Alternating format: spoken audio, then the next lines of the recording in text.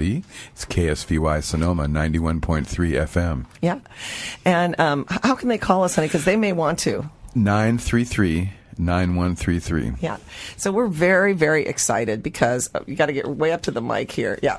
Scooch up. I know it's tight, but we have a wonderful friend of ours who is a friend of this show. She has been on. Her husband has been on. They've been on together. I don't know what other combination we could have unless they were both on standing on their head. But she is someone who knows a lot about a lot of things. And we want to know the stuff she knows because it's all really, really interesting, new scientific breakthroughs, that kind of thing. So first of all, please welcome the wonderful Jennifer Jandak Wood. Thank you so much. Oh, you're welcome. It's a pleasure to be here. And we have not named this segment yet, but we will. Okay, yeah, this is definitely losing battery. They're starting to clap like this. Hey, you can't have it because you'll place that. Well, okay, you can't. I can't put myself in here, but is that okay? Oh, you can't? Oh, well, let's fix that. Talk some more. High technology. Yeah, but it's still not coming through here. No. Let's see. Do I have to turn something on? No. This is funny. I'm supposed to be talking about science, and I can't even but this figure is out not- how yeah. to Oh, there we talk go. into the microphone. Oh, There we go. That's Yeah, much better. That's much better. We got it now. Hi, Yeah. everyone. Hi. Thank you for having me. Yes. It's a Oh, you're pleasure to be welcome. here. No, it's a pleasure to have you. And tell us a little bit about your background that feeds into these different kinds of information that you've been learning about.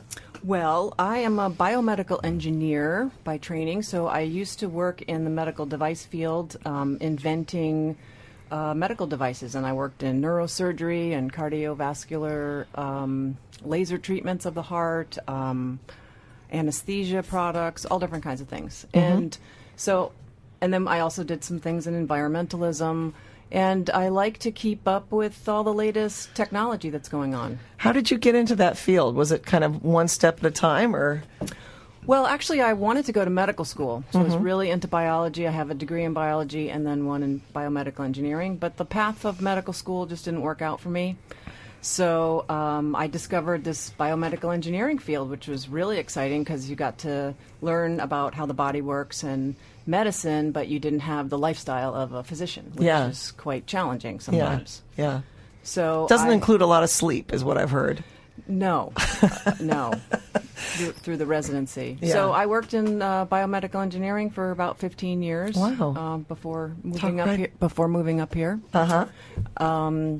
And Can I just interject for a second and say what's amazing about that is that I don't think people know that about you. You know, you're like you're a braino is really the thing, and nobody knows it. I mean, not that they wouldn't guess it. I guess I'm a nerd, definitely. I'm definitely a nerd. Yes. So in the field, did you start looking at the different directions that you could go with? I mean, I'm kind of pointing towards biomimicry, but. Yeah, one of the things I attended a lot of conferences, and one is the Bioneers Conference, which happens every year in San Rafael. And so at one of these conferences, I heard a lecture by this woman, Janine Benyus, who was sort of the founder of this field of biomimicry. And biomimicry is really innovation inspired by nature.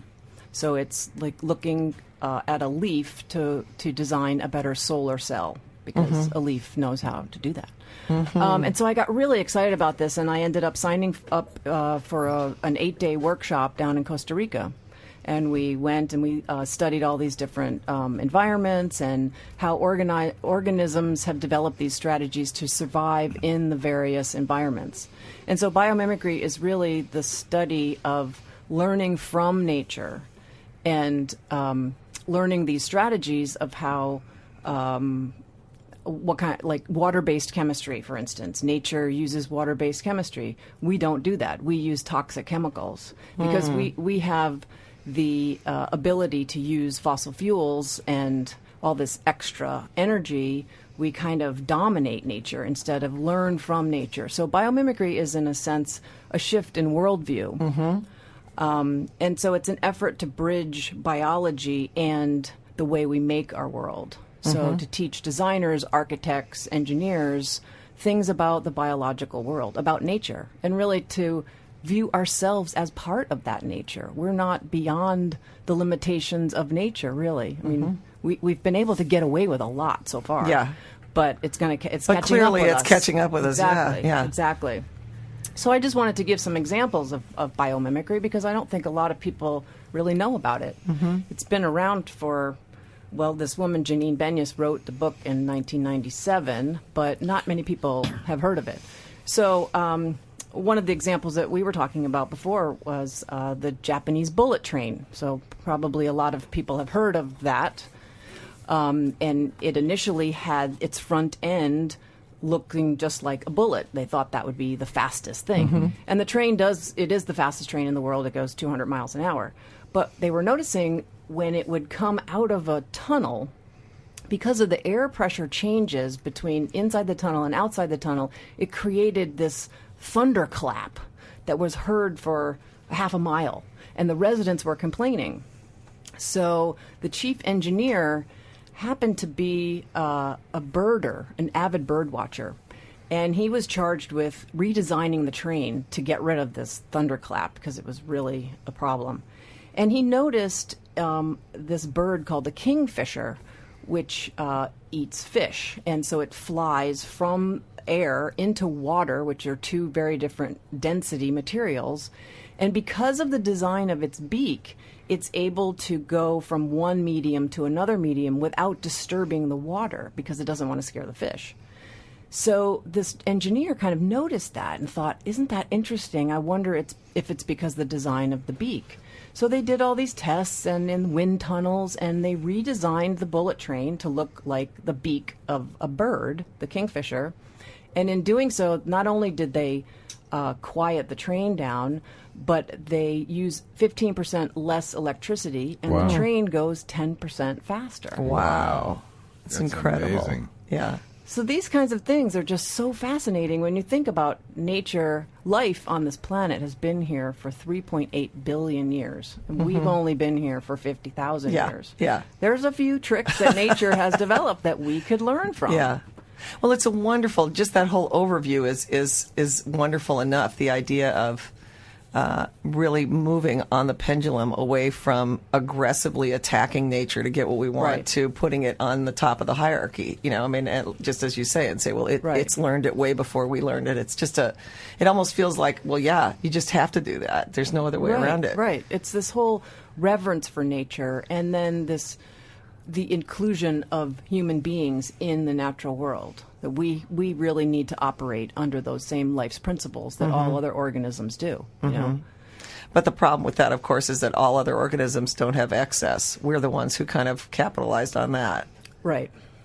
The organisms in the forest can't import raw materials from China. You know, they have to use what's locally available. Yeah. And then when they need to break down their materials in their own environment, they can't ship it off to a landfill somewhere else. So if we approached all of our problems in that way, we would really come up with some different solutions. And that's what biomimicry is about. I love that. And, you know, I'm a good example of why it's great that you're on telling that story, because when you told me that story on Friday, and I've tried to tell it to like 3 people, and they sort of get it because it's coming from basically just as much as I know about it. But I really realized when we were talking about this idea for this segment that we really, you know, because you said it's so positive, and I think, you know, we really don't have, you know, the average Joe out there is not really filled with the sense of possibility. Right. You know, it's really been drummed out of us. I mean, you know, you think, yeah, they'll be bigger, more improved, whatever. They'll have that. But the idea that something could really, really take a left or right turn, and I don't mean that in a political sense. I just mean, you know, that things could really come up. Right. Tell us some more. Okay. I don't know what, but tell us some more. I think the best way to describe biomimicry is just using examples, and they're all hopeful examples too. So another energy-related one is a company that's developed called Whale Power, and the humpback whale is a creature that's enormous, as you know. But it's very, very agile in the water. And so the scientists were trying to figure out, how is it that it can make such tight turns when it's 50 feet long and weighs, 80,000 pounds or something.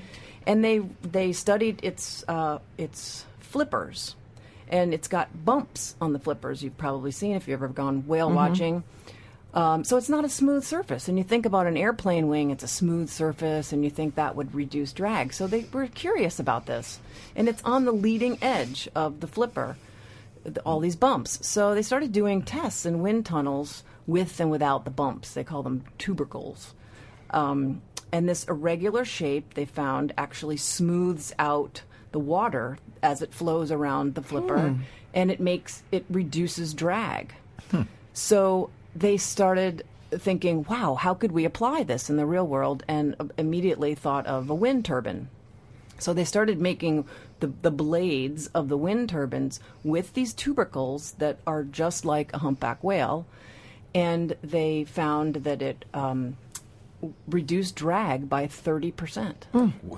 30%, yeah. I mean, in the airplane industry, if they can reduce drag by 2% or something, they're saving a lot of fuel. So 30% is enormous. And so now there's this company called Whale Power, and they're applying this technology to anything wind related. And they're making a wind turbine based on the humpback whale.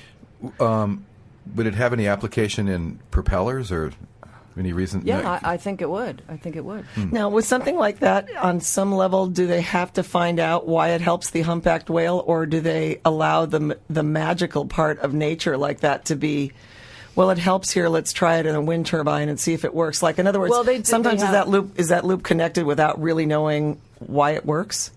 I think they did figure that out first. Yeah. They figured out because of the studies in the wind tunnel, they were able to see the disturbance of the flow going over one shape versus another shape. Right. Oh, okay. And then they saw that a smooth surface actually wasn't as good as a bumpy surface. That's amazing. So fantastic. Yeah. Jennifer, So will it you is come back helpful. all the time and do this? I would love to come love back. It. It's so Excellent. exciting. It's so exciting.